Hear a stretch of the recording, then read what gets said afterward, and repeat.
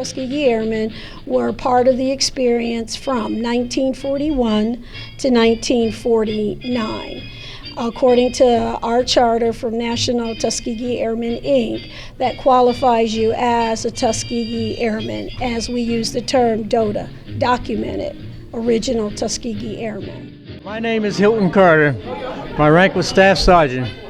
I was crew chief to Chappie James in the Tuskegee Airmen. I flew in B29s, C-46, C-119s. You know, we did have some time in the old B-24, which I didn't like. But it was a wonderful time I had there with the Tuskegee Airmen. Chappie James was a wonderful officer. My home base was Guam before I joined the Tuskegee Airmen. But we used to do a lot of flying to Okinawa in Japan and all that. And I did get to see the island where the B-29s took off to bomb Japan, Tinian. The Pacific was similar, you know, flying on the B-29.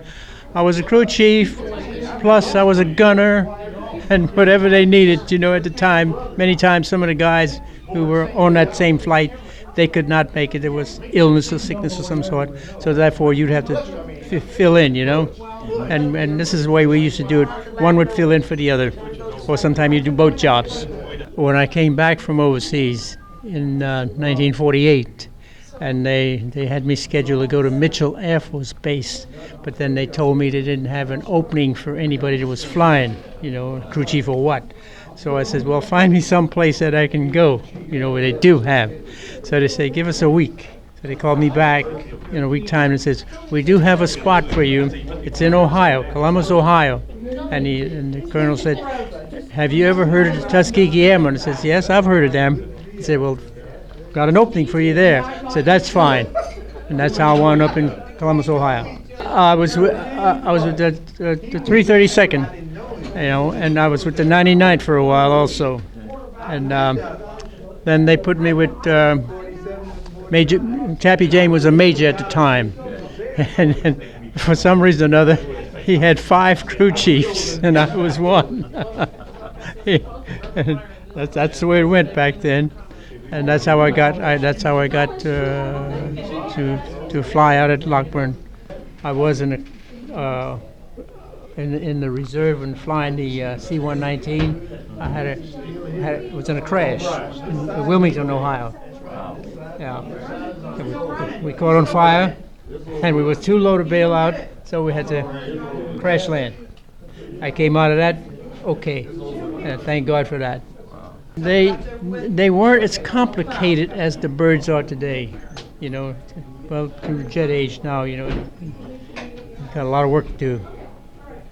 Back then it was a simple old engine type deal, similar to an automobile, you know.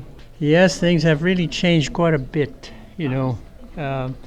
It's not the same as it was back then, because the young people nowadays, they're not paying attention to what's going on. You know, they just want to have a good time and go from there.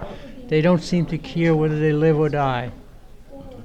I think it's wonderful the way they're doing, you know, and trying to help these kids today, you know, because they need a lot of help, because so many of them are in trouble.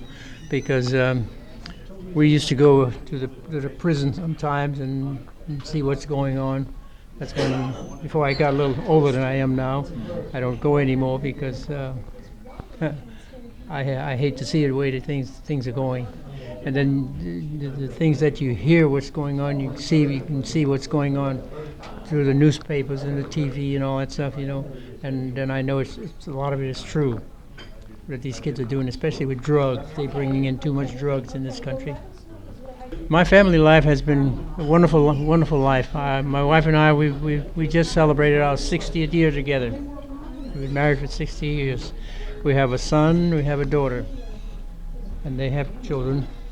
So everything is going A-OK, and I've enjoyed it. We drink to those who gave their all of old. Then down we roar to score the rainbow's